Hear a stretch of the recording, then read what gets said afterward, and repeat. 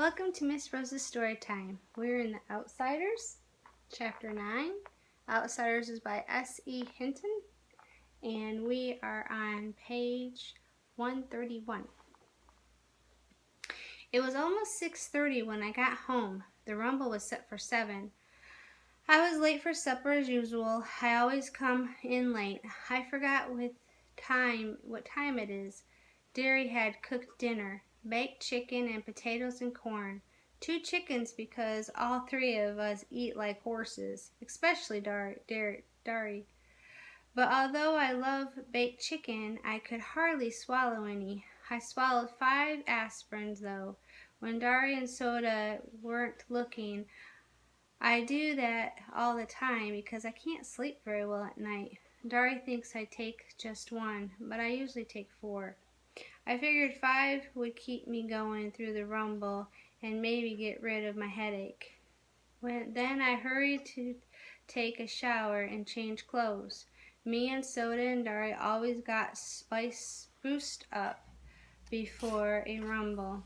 And besides, we wanted to show those socias weren't trash, that we were just as good as they were. Soda, I called from the bathroom. When did you start shaving? When I was 15, he yelled back. When did Derry?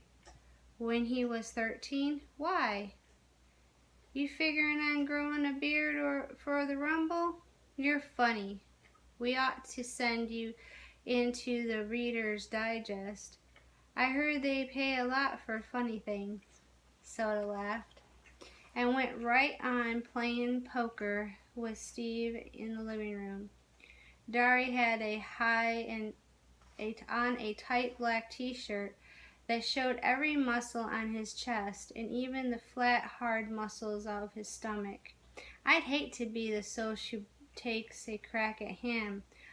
I thought I pulled on a clean t-shirt and a fresh pair of jeans.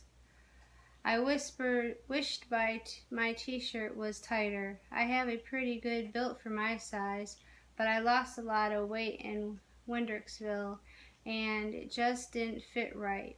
It was a chilly night, and t-shirts aren't the warmest clothes in the world, but nobody ever gets cold in a rumble, and besides, jackets interfere with your swinging ability. Soda and Steve and I had put on more hair oil than was necessary, but we wanted to show that we were greasers. Tonight, we could be proud of it. Greasers may not have much, but they have a rep. And that long hair, what kind of world is it where all I have to be proud of is a reputation for being a hood and greasy hair? I don't want to be a hood, but even if I don't steal things and mug people and get boozed up, I'm marked lousy. Why should I be proud of it? Why should I even pretend to be proud of it? Dari never went in for the long hair. His was short and clean all the time. I sat in the armchair in the living room, waiting for the rest of the outfit to show up. But of course, tonight, the only one coming would be 2-Bit, Johnny, and Dallas. Wouldn't show.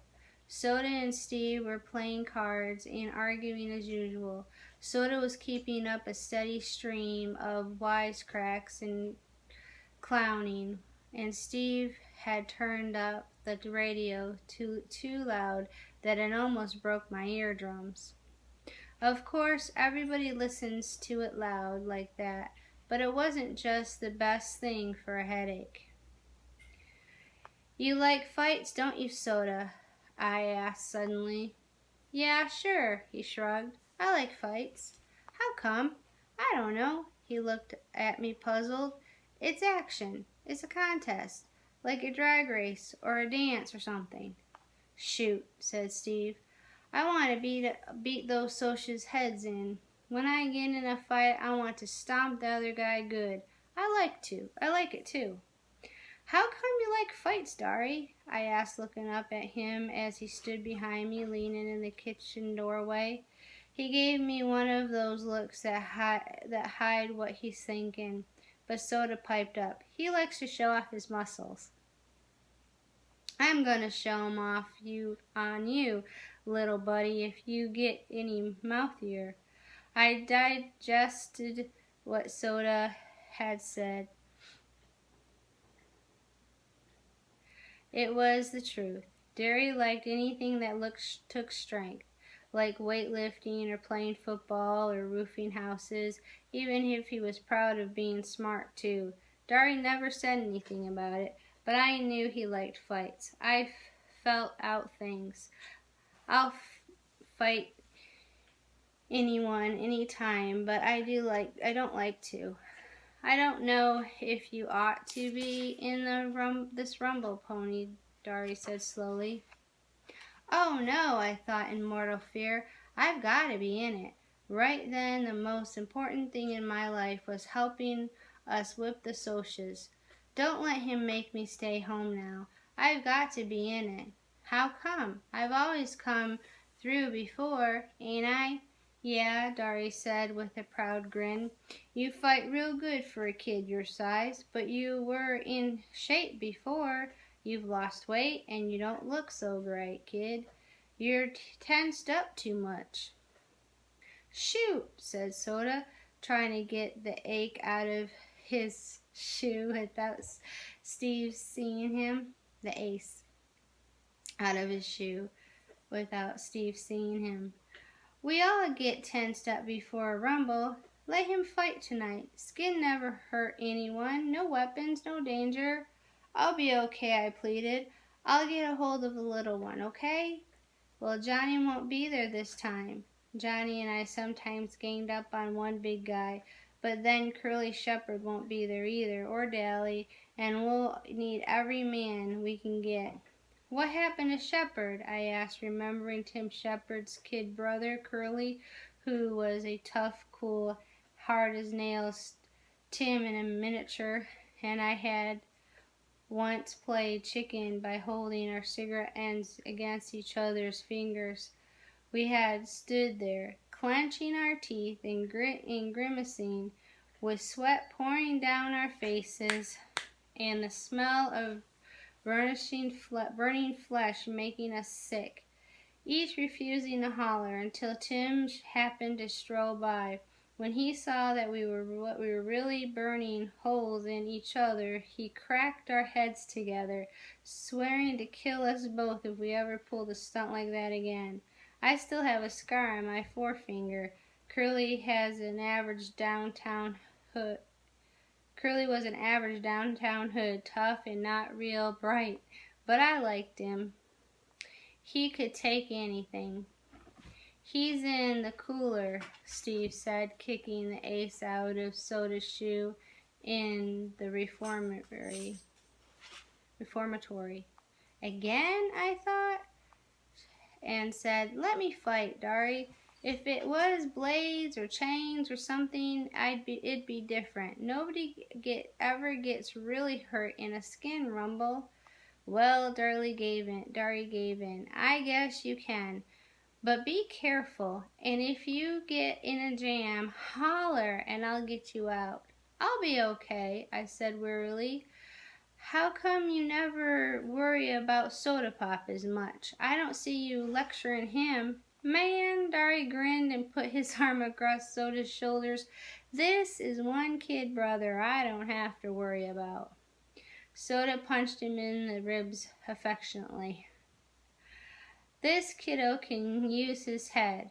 Soda Pop looked down at me and mocked superiority. But Dari went on. You can see he uses it for one thing, to grow hair on. He ducked Soda's swing and took off for the door. Two-Bit stuck his head in the door just as Dari went flying out of it, leaping as he went off the steps. Dari turned a somersault in midair, hit the ground, and bounced up before Soda could catch him. Well, Two-Bit said cheerfully, cocking an eyebrow. I see we are in prime condition for a rumble. Is everybody happy? Yeah! screamed Soda as he too did a flying somersault off the steps. He flipped up to walk on his hands and then did a no-hands cartwheel across the yard to beat Dari's performance. The excitement was catching. Screeching like an Indian, Steve went running across the lawn in flying leaps, stepped suddenly, and flipped backwards. We could all do acrobatics because Dari had taken a course at the Y and then spent a whole summer teaching us everything he'd learned on the grounds that it might come in handy in a fight. It did, but it also got Two-Bit and Soda jailed once. They were doing mid-air flips down a downtown sidewalk, walking on their hands and otherwise disturbing the public and the police. Leave it to those two to pull something like that. With a happy whoop, I did a no-hands cartwheel off the porch steps, hit the ground, and rolled to my feet. Two-Bit followed me in a similar manner. I'm a greaser, Soda Pop chanted. I'm a JD and a hood. I blackened the name of our fair city. I beat up people. I rob gas stations. I am a man of society. Man, do I have fun. Greasers, greasers, greasers, Steve sing-songed. Oh, victim of the environment, underprivileged, rotten, no count good. Juvenile delinquent, you're no good, Derry shouted. Get thee hence, white trash, Two-Bit said in a snobbish voice.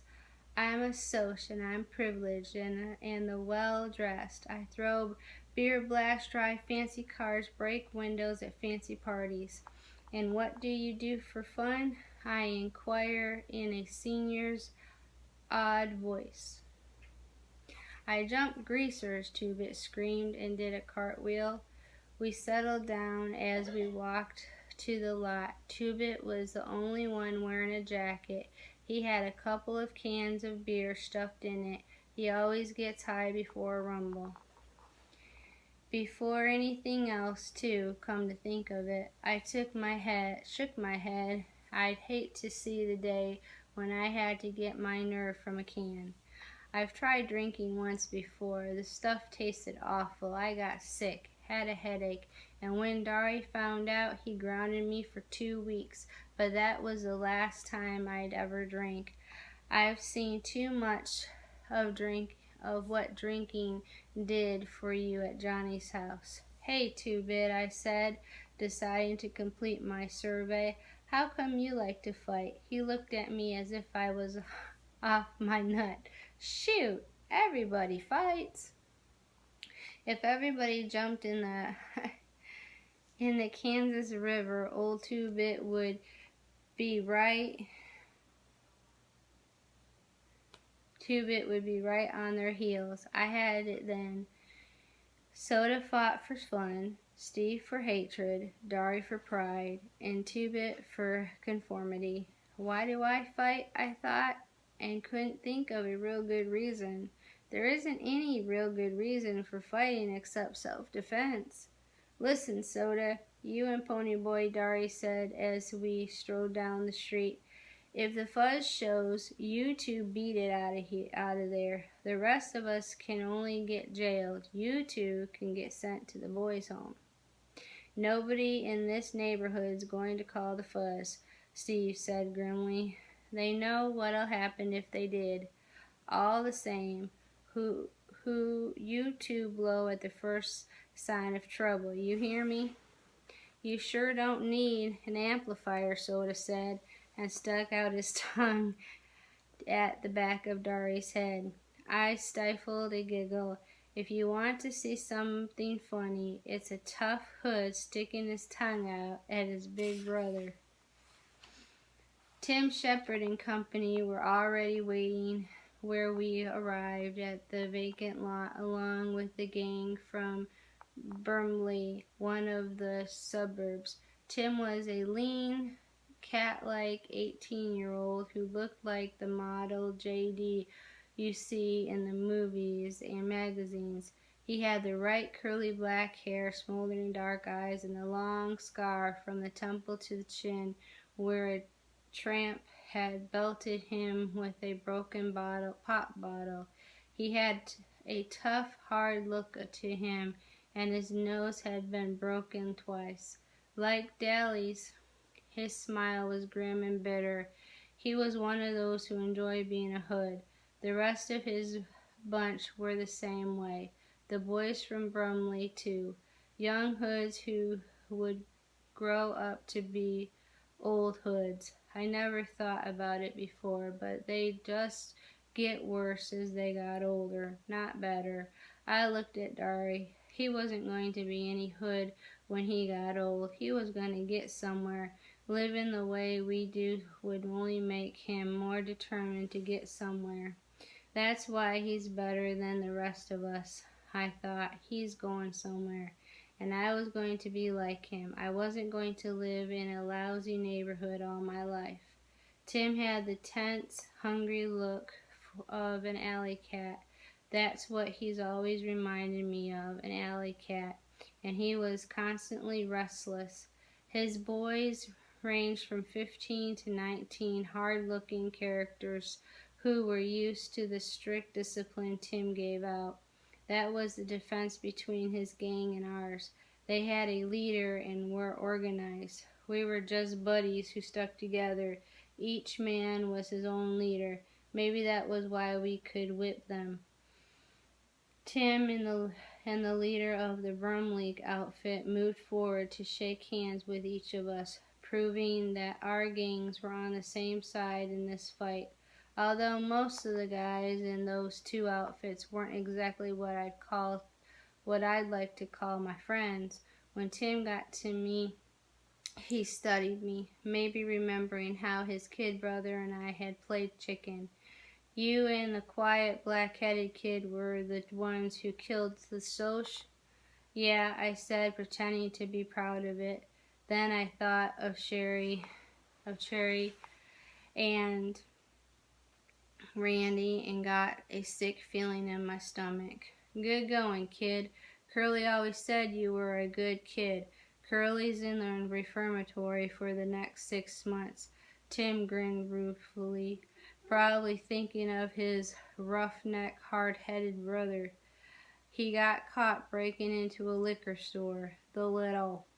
He went on to call Curly every unprintable name under the sun, in Tim's way of thinking in terms of affection.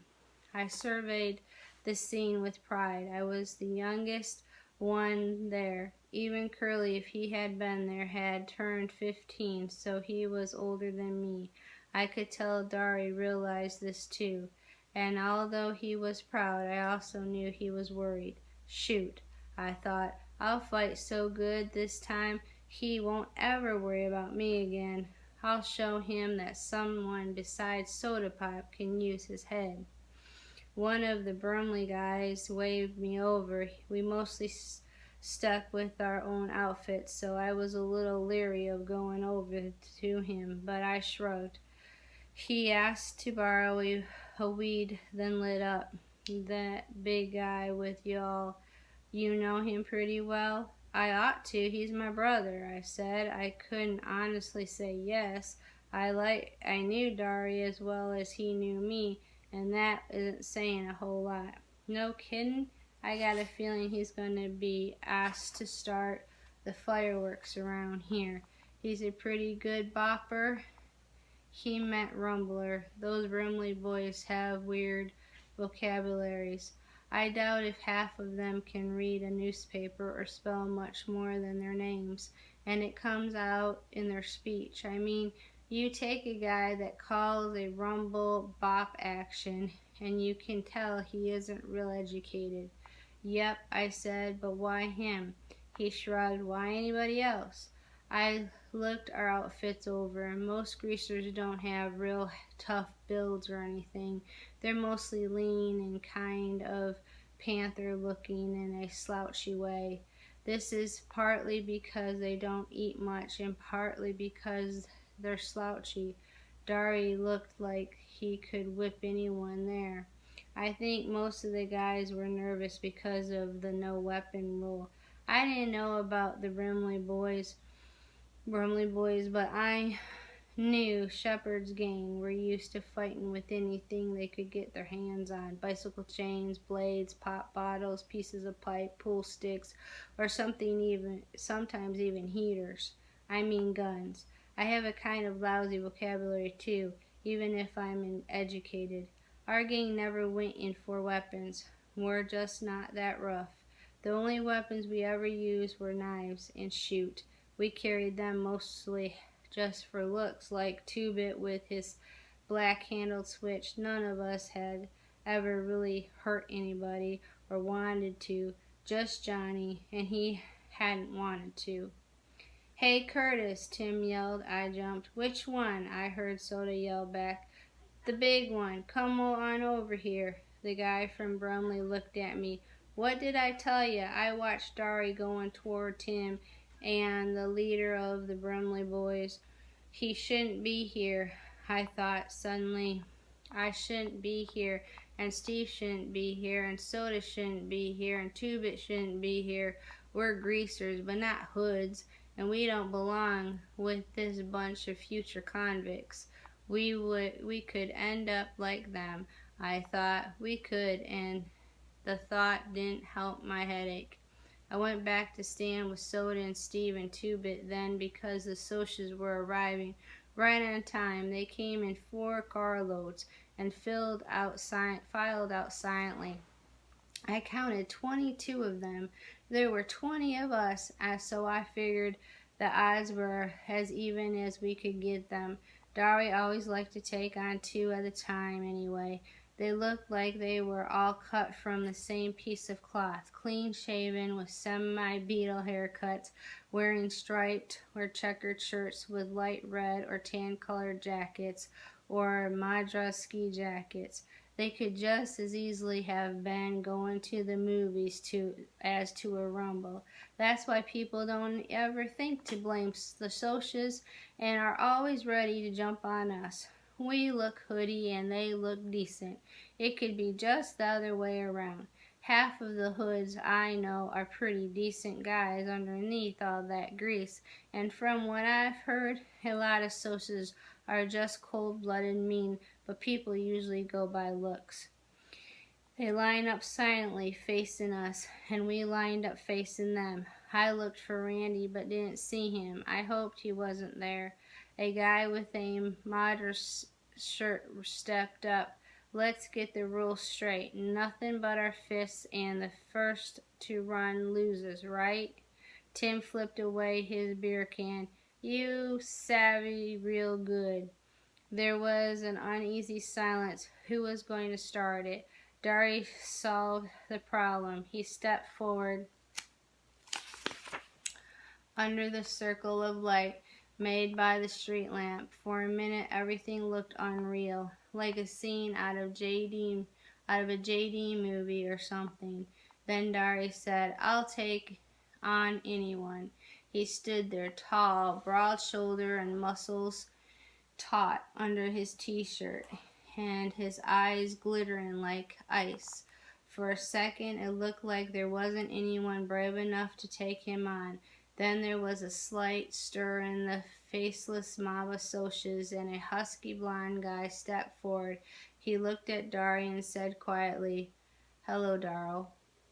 Something flickered behind Dari's eyes, and then they were ice again. "Hello, Paul." I heard Soda give a kind of a squeak, and I realized that the blonde was Paul Holden. He had been the best halfback on Dari's football team at high school, and he and Dari used to buddy it around all the time. He must be a junior in college by now, I thought. He was looking at Dari with an expression I couldn't quite place, but dislike. Contempt, pity, hate, all 3? Why? Because Dari was standing there representing all of us, and maybe Paul felt only contempt and pity and hate for greasers.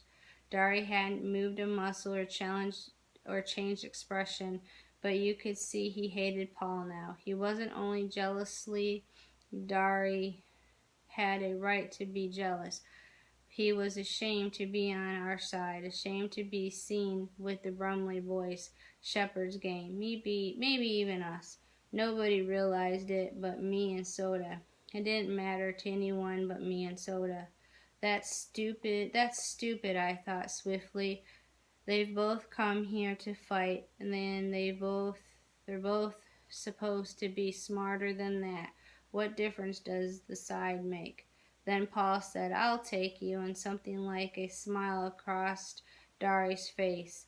I knew Dari had thought he could take Paul any time, but that was 2 or 3 years ago. What if Paul was better now? I swallowed. Neither one of my brothers had yet ever been beaten in a fight, but I wasn't exactly itching for someone to break the record. They moved in a circle under the light, counterclockwise, eyeing each other, sizing each other up, maybe remembering old faults and wondering if they were still there. The rest of us waited with mounting tension. I was reminded of Jack London's books, where the wolf pack waits in silence for one or two members to go down in a fight, but it was different here. The moment either one swing a punch, the rumble would be on. The silence grew heavier, and I could hear the harsh, heavy breathing of the boys around me. Still Dari and the Soch walked slowly in a circle. Even I could feel their hatred. They used to be buddies, I thought. They used to be friends, and now they hate each other because one has to work for a living and the other one comes from the west side. They shouldn't hate each other. I don't hate the Socs anymore. They shouldn't hate. Hold up, a familiar voice yelled. Hold it. Dari turned to see who it was, and Paul swung a hard right to the jaw that would have felled anyone but Dari. The rumble was on. Dallas Winston ran to join us. I couldn't find a Soc my size, so I took the next best size and jumped on him. Dallas was right beside me, already on top of someone. I thought you were in the hospital, I yelled as the Soc knocked me to the ground, and I rolled to avoid getting kicked. I was. Dally was having a hard time because his left arm was still in bad shape. I ain't now. How? I managed to ask as the Soc I was fighting leaped on me and we rolled near Dally. Talked the nurse into it with two-bit switch. Don't you know a rumble ain't a rumble unless I'm in it? I couldn't answer because the Soc who was heavier than I took him for had me pinned and was slugging the sense out of me. I thought dizzily that he was going to knock some of my teeth loose or break my nose or something, and I knew I didn't have a chance. But Dari was keeping an eye out for me. He caught that guy by the shoulder and half lifted him up before knocking him 3 feet with a sledgehammer blow. I decided it would be fair for me to help Dally since he could use only one arm. Then we're slugging it out, but Dally's was getting the worst of it. So I jumped on the Soc's back, pulling his hair and pounding him. He reached back and caught me by the neck and threw me over his head to get to the ground.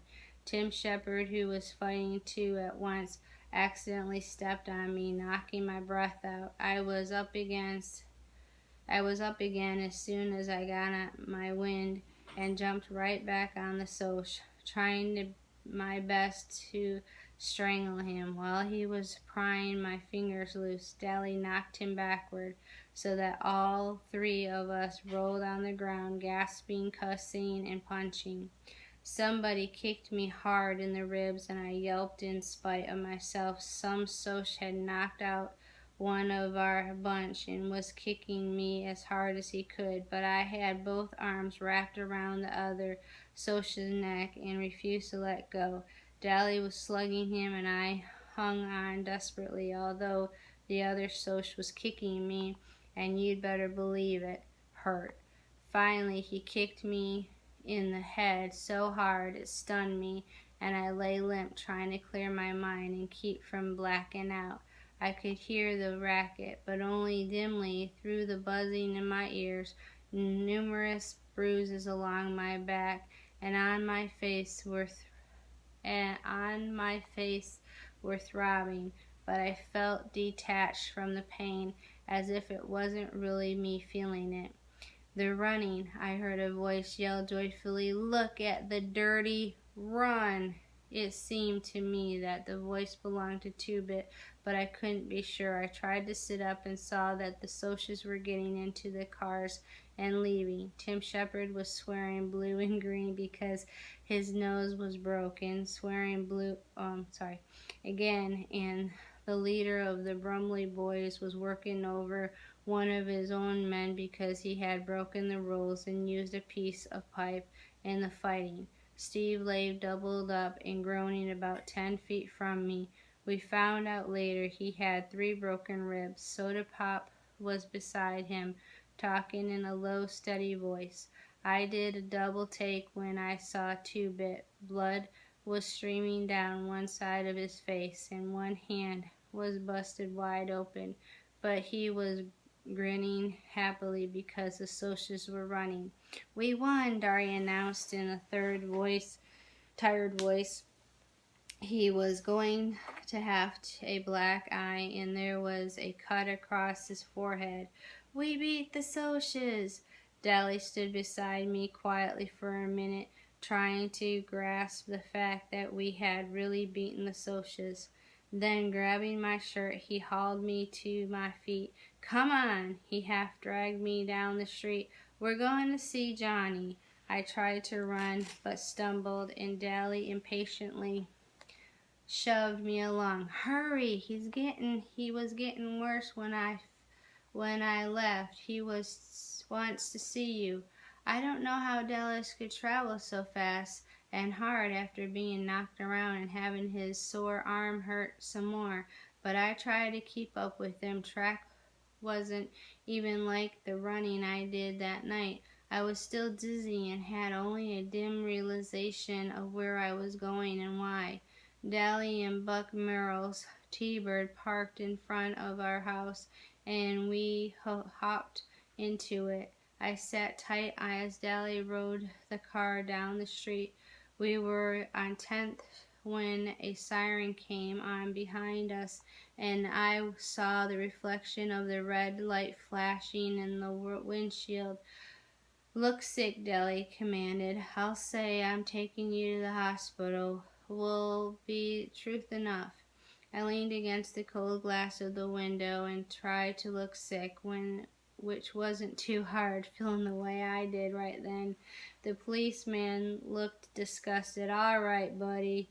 Where's the fire?" "The kid," Deli jerked a thumb toward me. "He fell over on the motorcycle, and I'm taking him to the hospital." I groaned, and it wasn't all fake out. I guess I looked pretty bad too, because being cut and bruised like I was. The fuzz changed his tone. "Is he real bad? Do you need an escort?" "How would I know if he's real bad or not? I ain't no doc." "Yeah, we could use an escort." And as the policeman got back into his car, I heard Dally hiss, "Sucker!" With the siren ahead of us, we made record time getting to the hospital. All the way there, Dally kept talking and talking about something, but I was too dizzy to make most of it out. I was crazy, that kid, crazy for wanting Johnny to stay out of trouble, for not wanting him to get hard. If he'd been like me, he'd never have been in this mess. If he'd got smart like me, he'd never have run into that church. That's what you get for helping people. Editorials in the paper and a lot of trouble. You'd better wise up, pony. You get tough like me and you don't get hurt. You look out for yourself and nothing can touch you. He said a lot more stuff, but I didn't get it all. I had a stupid feeling that Dally was out of his mind, the way he kept raving on and on, because Dallas never talked like that, but I think now I would have understood if I hadn't been sick at the time. The cop left us at the hospital and Dally pretended to help me out of the car. The minute the cop was gone, Dally let go of me so quick I almost fell. Hurry! We ran through the lobby and crowded past people into the elevator. Several people yelled at us, I think because we were pretty racked up looking. But Dally had nothing on his mind except Johnny, and I was too mixed up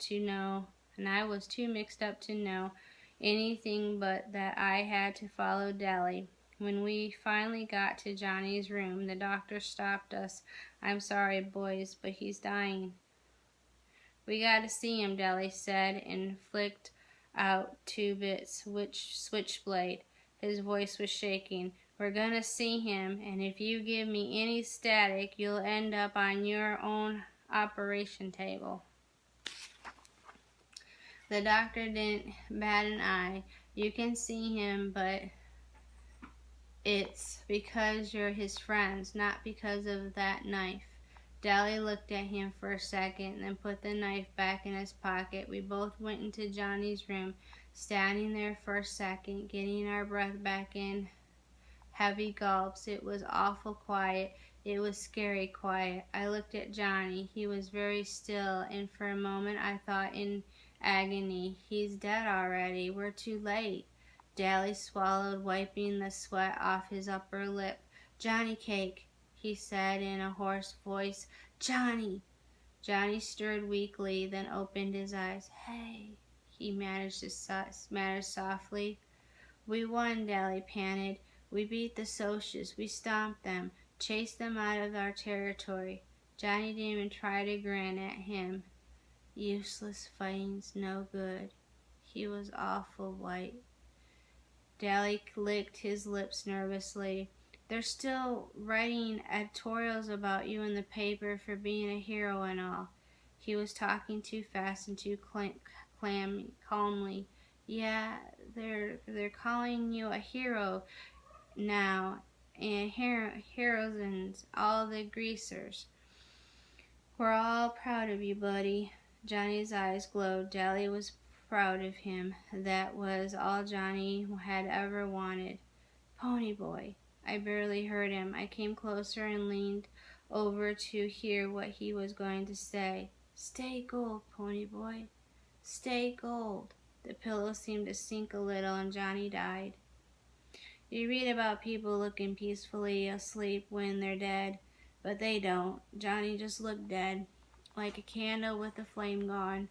I tried to say something, but I couldn't make a sound.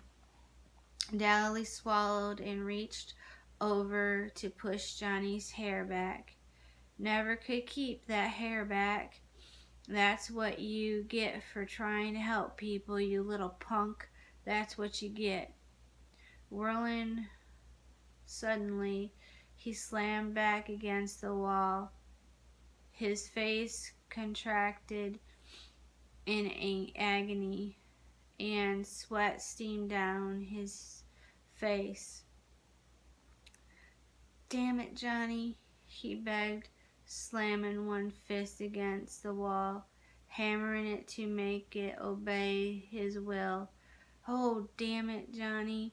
Don't die. Please don't die. He suddenly bolted through the door and down the hall. Well, that's the end of chapter 9. We have chapter 10 and then chapter 11. So, there was a lot in that chapter to talk over. I hope you're enjoying The Outsiders. Please remember to read 30 minutes every day, and it strengthens your reading. 20 to stay the same, and less than 20, it goes not as strong. So 20 minutes stays the same, 30 minutes it gets stronger. All right, have a good night. Peace be with you.